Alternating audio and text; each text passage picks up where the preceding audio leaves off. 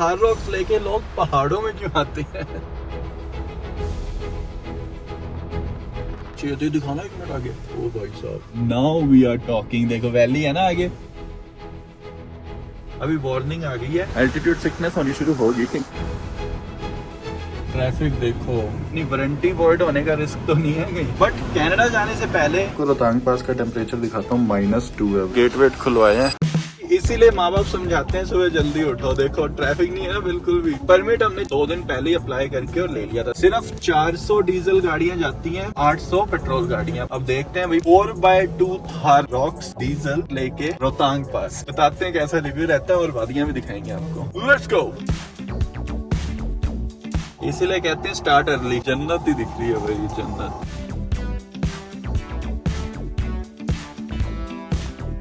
Mileage जो है वो 9 से नीचे जाने वाली है, बट भाई बिल्कुल भी पता नहीं लग रहा है। ऐसे स्टीप चढ़ाई है, ऑटोमेटिक गियर बॉक्स है और जैसे कि मैं बताता हूँ 2200 सीसी टर्बो डीजल इंजन है। थोड़ी सी रेस देनी है और गाड़ी कहीं पे भी चढ़ा दो। परमिट चेक हो गया हमारा, पीछे लगा हुआ है चेक पोस्ट। एल्टीट्यूड सिकनेस होनी शुरू होगी।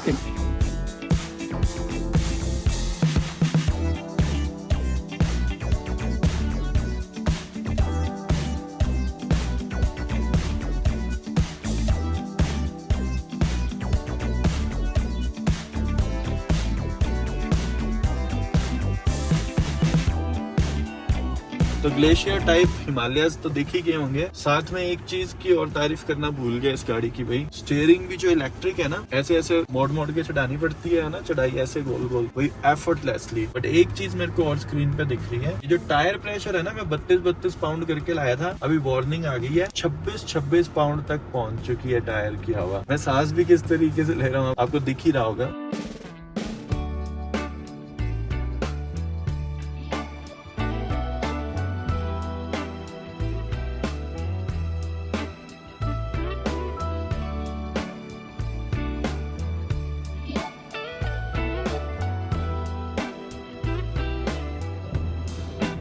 Now we are talking. देखो वैली है ना आगे,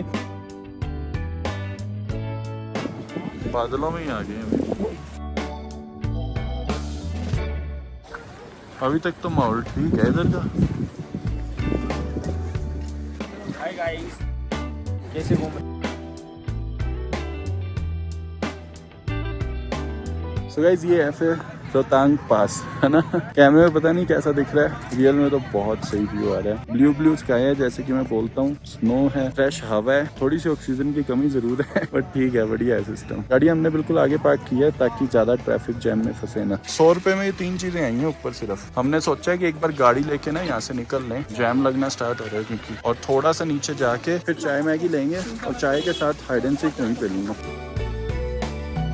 दिमाग लगाया काम आ गया ना, देखो पूरा देख आए बढ़िया। और हमें पता अब जाम लगना स्टार्ट हो जाएगा तो इसलिए हम निकल रहे हैं क्योंकि हमें किलांग से भी आगे जाना है। Let's go.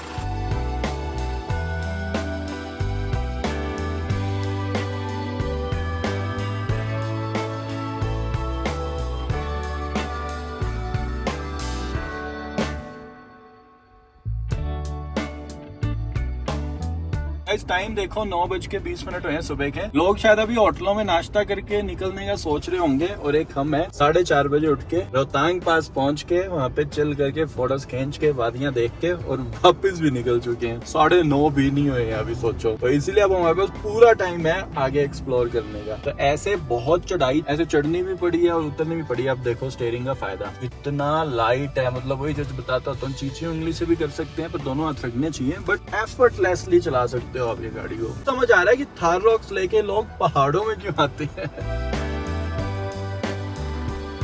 ये दिखाना 1 मिनट आगे। ओ भाई साहब, अच्छा इस पहाड़ के अंदर से निकाल दी है, कितने बड़ी, बहुत बड़ी हो रही है। ये पता नहीं कितने 7-8 किलोमीटर की तो है आई गेस, है ना। हम नहीं जा रहे, हम जा रहे हैं इधर लेह लद्दाख वाली साइड। अटल टनल से थोड़ा सा ही आगे आए, इधर फिर से ये कोई टैक्स वैक्स ले रहे हैं 200-300, पता नहीं 300 रुपए। भैया ने बताया किसी ने कि भाई पैदल जाके ले आओ, मैडम को भेजा, टिकट ले आओ, कहते फिर सीधा ही पर्ची दिखा देना, निकाल देंगे, वरना लाइनअप में फिर 15-20 मिनट लग जाएंगे।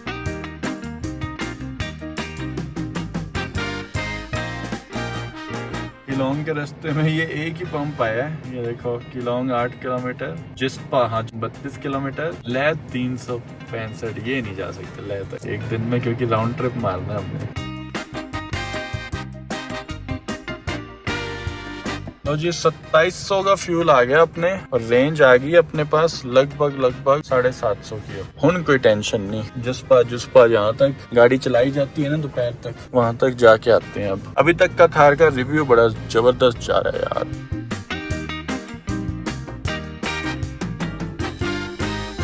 तो भाई गाड़ी की खतरनाक टेस्टिंग हो रही है। सिस्सू निकल गया, किलोंग निकल गए, उसके बाद जिस्पा आने वाला है और हम दारछा तक जाने वाले हैं। गाड़ी ने इश्क करा रखा है।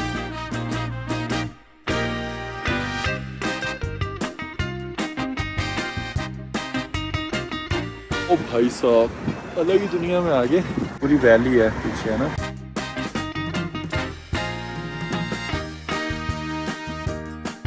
हम दारछा दूरछा से भी बहुत आगे ये देखो झरने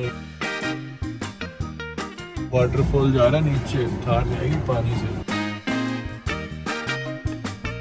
तो इस तरीके से हमने भाई यू टर्न लगा लिया है। लगभग 160 किलोमीटर मनाली से आगे थे लेह वाली सड़क। तो इसके बाद हमें लगा कि भाई अब मनाली बहुत दूर लगने लग गया था, गले में आने जैसी नौबत हो जाती। मैंने कहा भाई वापस अब आराम से चलते हैं। भाई टैक्सी वाले क्या उल्टियां मरवा रहे हैं लोगों को, हर आधे किलोमीटर बाद गाड़ी साइड में लगी दिख रही है।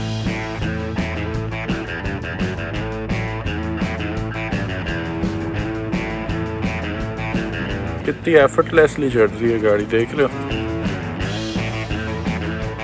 भाई अपने कैफे सिसु पे रुक के चाय और सैंडविच खा के निकल चुके हैं, बट वहाँ का एक्सपीरियंस थोड़ा हमारा मिक्स्ड रहा है। अटल टनल तो पास में ही है, 2-4 किलोमीटर है। अपना होटल जो 40 किलोमीटर है, और टाइम देखो भाई खतरनाक जैम लगा हुआ है। होटल जल्दी ना पहुँच रहे मेरे को लगता है, बट व्यू अमेजिंग है यार। अभी तक हमने अटल टनल में सफर नहीं किया था, तो डर बहुत लगता है टनल्स में से होता हूँ तो थोड़ी घबराहट सी होती है। बहुत अजूबा ही बनाया है, ये भी कहते हैं बहुत लंबी है ना। आप सिस्सू वगैरह और इन जगहों पे आके कितने इजीली घूम के जा सकते हो। ऑनकमिंग के लिए अलग से टनल नहीं बनी हुई, 40 की स्पीड पे चलना है और कोई ओवरटेक नहीं करना। Let's go. जैसा हमने सोचा था वही चीज हुई। लगभग लास्ट के 1 किलोमीटर के अंदर जैम लग रहा है, बार बार गाड़ियां रुक रही हैं, घबराहट हो रही है। ये पिछले 5-10 मिनट से हम ऐसे ही खड़े हैं। जो लास्ट का 1 किलोमीटर है ना वो रुला रहा है। अब बाहर निकाल दो एक बार यहाँ से, फिर जो मर्जी करवा लेना। वाओ यार, अटल टनल के पास भी व्यू तो अच्छे हैं ना। अरे यार इतना थोड़ा ना होता है, 26 किलोमीटर 2.5 घंटे या 2.5 घंटे।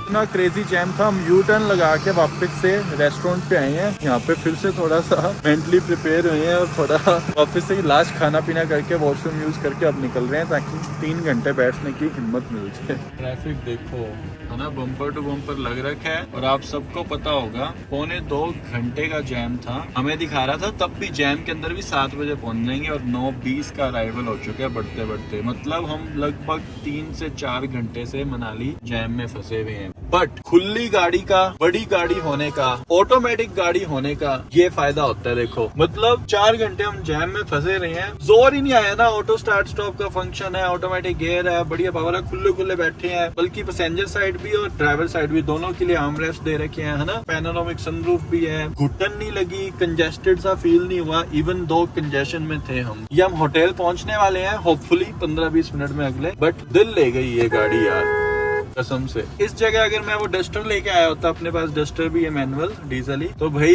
मेरा गोडा ये वाला लेफ्ट साइड वाला क्लच वाला, और सॉरी उसका स्टीयरिंग भी दूसरा है, हाइड्रोलिक है, इलेक्ट्रिक नहीं है, फिर मैं कह सकता हूँ कि मेरे पसीने छूट रखे होते। एक बार चलते हैं होटल में, फिर करते हैं कुछ और इंटरेस्टिंग बातें।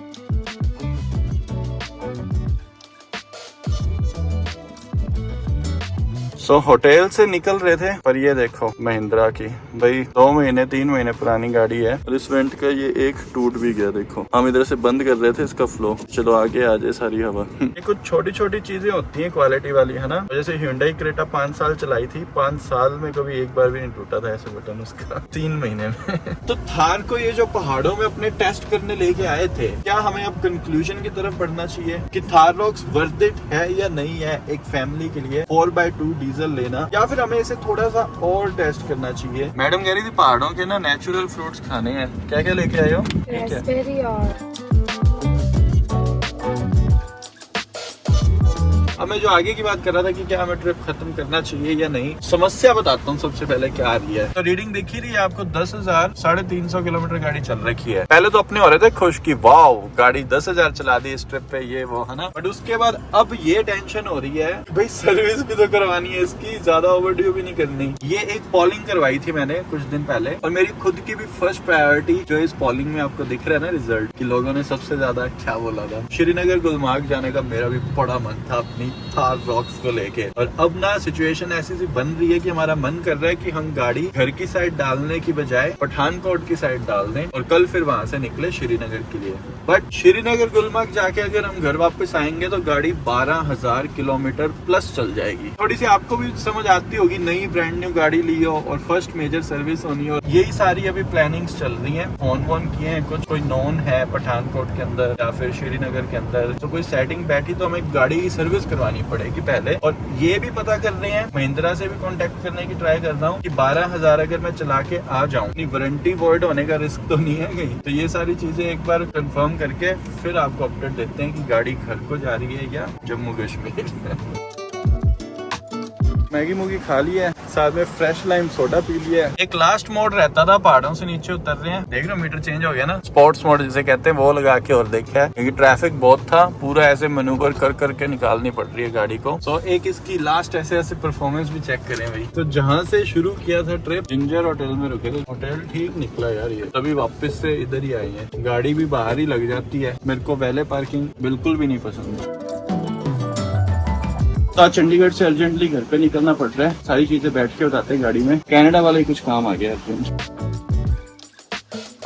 तो लगभग 350 किलोमीटर जाना है हमें, 5 बजे का अराइवल टाइम दिखा रहा है, बट हम कोशिश करेंगे इससे भी पहले पहुंचने की। थार को वापस से थोड़ा अग्रेसिवली टेस्ट करना पड़ेगा। बीच में हमारा कल मन किया था कि श्रीनगर चलें, बट उसके बाद एक अर्जेंट काम आ गया था पासपोर्ट वेरिफिकेशन वाला, तो उस वेरिफिकेशन के लिए हमें भागना पड़ रहा है, बहुत जरूरी काम है। बट कनाडा जाने से पहले एक ट्रिप मैं और चाहता हूँ अपने करें, अपनी family friendly Thar rocks 4x2 diesel का। एक डर ना हर बंदे के माइंड में होता है थार रॉक्स लेने से पहले, जो हमारे माइंड में भी था कि इतनी नेगेटिविटी ऑनलाइन भरी पड़ी है इस गाड़ी को लेके। पहले तो मेरे को भी लगता था कि यार कुछ ना कुछ तो गड़बड़ होगी तभी लोग ऐसा बोल रहे हैं, बट इंटरनेट के ऊपर 70% चीजें जो थार के लिए बोली जा रही है ना, वो बस रीच के लिए बोली जा रही है कि रीलें वायरल हो जाए। कहाँ रॉक्स में कमी है वहां मैं खुद बता रहा हूँ, छोटे छोटे इश्यूज। पहले अपनी पाइप निकल जाती थी पानी वाली, वाइपर वाली, है ना, और साथ में अभी मैंने ये आपको एसी वेंट वाला टुकड़ा भी हाथ में लेके बता दिया कि भाई देख लो क्वालिटी कंट्रोल कैसा है ना। और दूसरा एक और बहुत बड़ा एंगल है टेक्नोलॉजी को लेके, है ना। मेरे को गाड़ी चाहिए थी पूरे फीचर्स के साथ, है ना, पैनोरामिक सनरूफ चाहिए था, वेंटिलेटेड सीट्स चाहिए थी, ऑटोमेटिक गियर बॉक्स चाहिए था। इन चीजों को ना इंडिया के अंदर भी पूरा